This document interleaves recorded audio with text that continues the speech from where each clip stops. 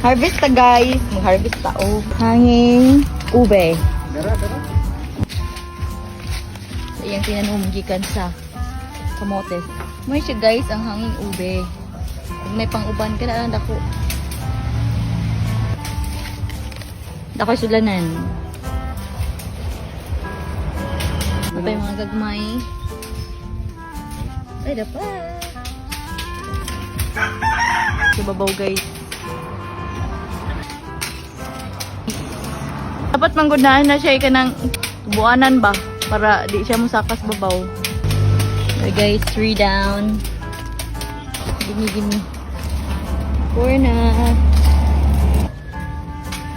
So, kung galing babaw, Nay, daghan guys sa babaw. Pwede siguro dugiton. Gagmay pa.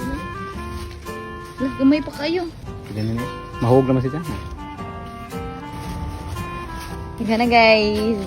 Mo ni ang ube gikan sa kamotis.